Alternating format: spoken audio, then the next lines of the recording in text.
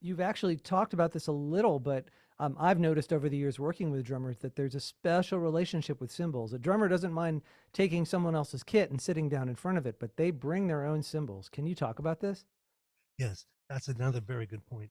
Um, this a friend of mine, Jim Pettit, owns Memphis Drum Shop, and years ago he did a cymbal summit where he had the cymbal. There were like 6 cymbal companies come in, and they each brought artists. Well, he's got thousands of cymbals, but all the artists brought their own cymbals, and it's because they're so personalized. Especially if you're looking at the jazz players or those kind of guys that are it's a difficult thing. But artists would come to get to pick out cymbals. They were endorsers or something. I would say live with this for a couple of weeks. Learn what it's capable of. Figure out if it's really you or not, and don't hit it once and decide. And once you do that, and you've got the ones that are really true to your heart, and you know you can count on them in various situations, you're going to be pretty picky about that if you're an artist. Yeah, I'll just have to take your word for it. I mean, as an experienced musician I am, it's still beyond me to really be able to tell the difference. Well, we could talk about it over a set of drums. When next time we play together, we'll talk about some of this. A good way to hear it is in a ballad. You Yeah. know, if I put a brush to a cymbal, that's supposed to be true. Hmm. If I want to bring it up with you and down with you and move with the music, that's when you start to hear those differences. Yeah, yeah. But a lot of it, in simple terms, is stick versus wash. Stick is the sound of the cymbal beat of the stick. Sorry, the beat of the stick hitting the cymbal. Ting, your attack. Is it a ta, a da, a ting, a ping? All Mm. those different kind of vowel sounds can be induced. Or is it, and the wash is the other part, stick versus wash. And wash is the undercurrent, all the undertones. And a lot of drummers were afraid of that wash. And the wash is what the band sits on. It's a cushion that isn't doesn't come across out front, but it's a musical bed that comes from that wash. So if you have a low pitched cymbal with a vowel like attack and a wash to it, then you're in the vernacular that we're talking about. This is really fascinating to me. I think I'm beginning to understand. There's a lot going on in the symbol. That it seems like a much more versatile tool than I had taken it for, and apparently it must be immensely responsive in order to do that. Hence your attachment to the right symbol.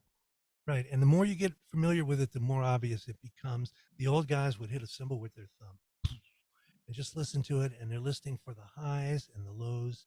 They want to hear the whole orchestra. I want to hear the piccolos and I want to hear the tubas and the basses, all in that cymbal, so I can bring it out whenever I want. And to me, a good cymbal is there. So this doesn't happen with snare drums at all. People don't get particular about their snares like this. Absolutely, they do. Okay. Absolutely, there are. Oh man, a lot of the older cats didn't really pay attention to the drums. They're like, they're all the same. You hit them, it's the cymbals. But in recent days, well, the last 20 years or so, there are some boutique drum makers who have come up who just make maybe snare drums, and they're to die for. They're going to have a price tag of a couple of $1,000 instead of 200. But it may be a steam bent shell where it's all one piece. It may be plies of different kind of wood. Is it mahogany? Is it maple? Is it cherry? All kinds of things you can make the wood out of, or the different plies out of. Uh, how do you do the bearing edges? What kind of hardware is on it? It gets nuts too. And okay, so can you really tell a difference? Or because you could just say, oh, yeah, this one's going to be a cherry and this one's a maple. Can you hear the difference? And there is none. I mean, is there a difference? You have great questions. Well, first I would say is the guy behind it hears the difference. You ever watch a guitar player play and they turn the knob a little bit? Hmm. And they turn it. We don't hear any difference, right? Right. I mean, when the guy is saying, nah, nah, nah, nah, and he goes, oh, we got to turn this pickup a little higher or lower, we don't hear it. The guy behind the drums, I say guy, we mean to include women, of course, um, change the tightness of the snares a little bit. They hear it. But to that point, I will say that it's a lot easier to hear what kind of cymbals you're listening to than what kind of drums you're listening to in a recording. You've just given me an idea for a segue. We've been talking about drummers and drum communities, and you just mentioned that women are drummers. To what is your experience with women being welcome or not welcome in this community? Well, when I was teaching, I had a good third of my students were girls. I don't say girls disparagingly, they were children, they were girls. And I talked to several women drummers about this. We need more women drummers. If you look at the stats of my social media and all, it's 90% guys across the board for all the drum and cymbal companies. And this friend of mine was saying, well, maybe it's because the pros they're working with are mostly men or the teachers are mostly men. I don't know. But somewhere between middle school and pros, we lose a lot of young girls or women that are drummers.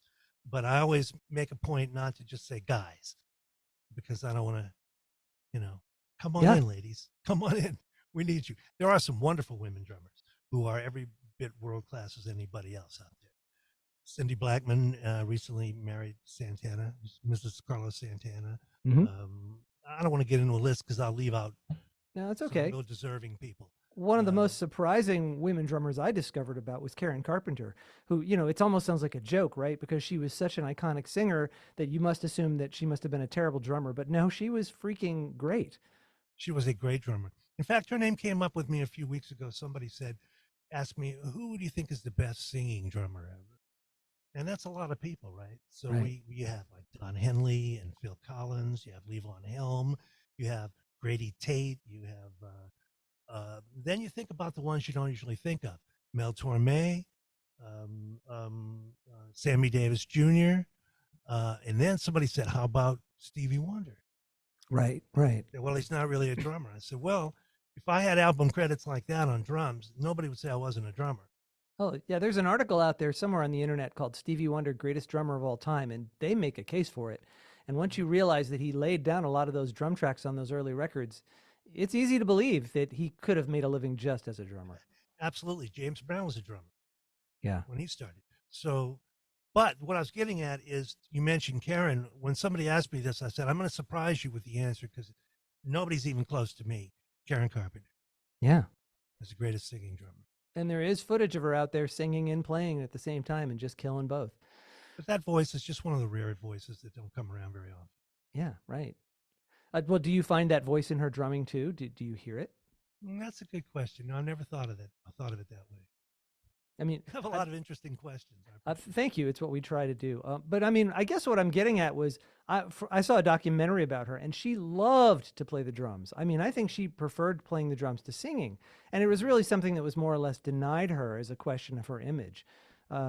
That kind of hurts me in a way to think of, They that she usually want to didn't. move a good drummer up front. Same thing with piano players that sing. I mean, a good singer up front. Same thing with piano players. Sarah Vaughan was a piano player. Yeah, Carmen McRae was a piano player. There's a lot of great piano players that if they can sing, they put them up there. Diana Krall's managed to keep them both. She sings and plays. right. But I'm sure somebody's probably approached her about just singing because it's a more marketable position. Sure, sure. And with somebody of that caliber, it's almost irresistible. So, yeah. But she plays so well. I mean, I'd hate to see her not play. Yeah, absolutely. I want to talk about your podcast. How do you find your guests? First of all, how long you been doing it? I'm just curious. 5 or 6 years. I think I started in 2015, and I knew so many people in the industry that, and I got started doing video when I had my company because you're trying to market your product, right? An ad in a magazine is maybe $2,000 to $4,000, and there were 4 or 5 magazines, and they come out every month. So the marketing budgets were ridiculous, plus the trade shows and the artist endorsements and all that. So I got hip to the video things. It didn't, YouTube didn't start till like 2007, and the iPhone and all, and that didn't catch on until maybe 2010 or later. So I started learning how to produce little videos on the drummers who were artists, and I would interview them off camera and just show them, have them do a little playing, and then when I sold my company, I realized, well, I'm still in this game. I'm a drummer and I know hundreds of drummers now, and in the industry people too. And I'd like to interview these guys because I would like to see those kind of interviews with Shelly Manne and Philly Joe Jones and, from way back. I'd like to see that. It's a very small audience, but I still think it's important. And Yeah, nobody gives any credence to these guys. Like I said, nobody knows who drummers are. So I thought I'll start interviewing him, and I had enough personal context where I knew most all of them that I've interviewed. and I've done maybe 300 of them, Yeah. and Well, they're all genuinely happy to talk about it, you know. well, do you have I guess it'd be hard for you to pick a favorite, but I'm curious if you have one. No, I tell you what, I've picked out little favorites by now that TikToks are in vogue, or YouTube calls them shorts. Right. Instagram and Facebook call them reels. So I've gone through all these interviews, about 25 of them so far, and found a minute that knocks me out. Just a minute of wisdom, a minute of insight, a minute of wow, and cut those down. And I've been releasing those lately as shorts. Um, and it's amazing what comes out, you know, what you can learn.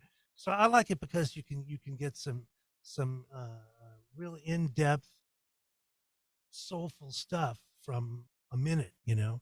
You can go through 10 of them and you'll learn something. Were And there that's kind of my way of identifying the favorite sections. Sure. Well, do you want to tell me any particular favorites that you can think of those shorts? So we can search for them and watch them. Yeah, Ralph Peterson, who's passed, I just posted one last week. We talked about race. You know, you don't want to talk about certain things, but we talked about race. Yeah. And he says, a black man, you know, African American, he says, I will tell you that if you really want to truly learn jazz music, you're going to have to deal with people who look like me. And I agreed completely. But then we Right. said, do you have, once music is created, it belongs to the world at large. And you don't have to be any race to play any kind of music, but you have to accept that that essence is what's behind that music. So that's pretty deep stuff. Right. And I was happy to post that. Some of them are more casual. Stan Moore does one about how to practice in a hotel room using the supplied ironing board. That's He's great. got he's got a thing he brings with a practice pad and this and that. He sets the ironing board. He shows you how to. He does it in the video. He sits in a chair and puts the ironing board on the bed and sets it up there. This is how he sheds in hotel rooms. So they can range from the ridiculous to the sublime. See, we piano players, we have to fill up 88 glasses with different levels of water to do it. It's not really fair. Or maybe try to play a marimba, but then they're all, just That's it. That's it. yeah. Well, did any of your interviews go south in an unexpected way that was amusing or horrifying to you? No, I don't think so. Never have had that happen. A couple of guys wanted to do audio only. Okay, that's fine with me. Um, but no, like I said, everybody's respectful. And the thing I found about some of the artists that were known as to be pieces of work, right? Like, boy, that guy, you better watch what you say. Usually, they just want respect and understanding. And if they know you respect them as people, as artists, and you understand what they're about, they're pussycats. They're delighted to talk to you about that. They want to share that. They just will give you opposition if you don't show that proper respect. You don't Yeah. dig, you don't understand what they're about or what they're doing. And I haven't had that problem, thank goodness. I can't imagine you would. I mean, you come to your interviews knowledgeable and respectful, and you make them feel good. So I'm not surprised. Well, thank you. I like it to be after a few minutes. I don't want to ask them about their childhood and all. If they're well known, somebody's already asked them all that. They've had an article in some magazine. I want it to be a couple of drummers talking about it, a couple of guys talking drums Yeah. after a while. And that's what we try to get to. Or more precisely, talking music. Right. Right. Exactly. Well, tell me, let's go real quick. What does a drummer need, in your opinion, in order to survive? And I'm also curious, what do they need in order to thrive? You know, my son has just moved to Nashville as a guitar player. And after being a musician for 50 years and 5,000 gigs, I had to say, man, I don't know what to tell you, Kevin. You've got all the tools, you know the instrument. He looks good, he sounds good, presents himself well, writes good songs, plays well. I don't have any idea if that's useful or not anymore. I'm really, like a lot of musicians my age, a little fearful about the trends in the industry now away from musicianship. So to me, you trade on your character and your talent, right? You're going to show up to a gig on time. You're going to be dressed well. You're going to be respectful. You're going to not embarrass whoever you're working with or for. You're going to learn those little things you know as a pro. A buddy of mine used to say, if you're not set up half an hour before it starts, you're late. So just professionalism will take you a long way. But as far as what's the trends are in the industry now, I really don't know. I mean, I don't know anybody who knows. The industry is in its first of all, we just got through a pandemic, right? We were closed for 2.5 years. Right. Broadway was closed, Nashville was closed, Vegas was closed. You know, I mean, it was crazy, right? And we're finally through that. And I don't think, and then you have the whole music should be free. And I don't know. I mean, I could give you some guesses. You and I could guess, but we don't really know, do we? No, fair enough. But I do like your answer in terms of character. I guess however many opportunities there are, be there 4 or 400, professionalism does win out. You gotta, I mean, that's a bare minimum just to be able to get any kind of a gig, whether you're successful or not. Yes, show up with great gear and a great attitude, and play for the band, play for the music. Yeah. Nobody wants to hear you solo. Nobody wants to know how many, unless they specifically ask. Support the music and be a positive person to be around, and that'll take you a long way. I hope. Who's your favorite drummer? I'm glad you said favorite, not best. Oh, no, no, Right? Because your people say, favorite. "Who's the best? Who's the best artist?" I'll say, "Well, I don't know. Who's better, Beethoven or Picasso?" Who Right. knows, right? They're two different genres altogether. Yeah. So there is no best. But my favorite drummer of all time would have to be Elvin Jones, because he was a force of nature that just continues to kill me. My favorites of modern day would be some of my friends: Jeff Hamilton, Joe LaBarbera, Peter Erskine. I don't know. They're all jazz players mostly, Uh-huh. Oh, because that's the kind of music I love. who's the drummer you would name? It could be in any genre that you think is just amazing that nobody really knows. Hmm. There's a bunch of young kids coming up now that are doing things with the beat that I don't quite understand, and I'm not sure where it's going. And I don't know enough of them to name them. Chris Dave is one of them, where, you had drummers who played, even the best of them were slightly irregular, right? And then you had the quantized stuff where you doctor it all up and you make it perfect. And now there are kids that can manipulate that. So some of them call it playing drunk. It's like it's with it, but it's not quite with it. And they're manipulating the space between the notes in a way that I haven't heard before. That seems to be a little bit profound, not just nonsense.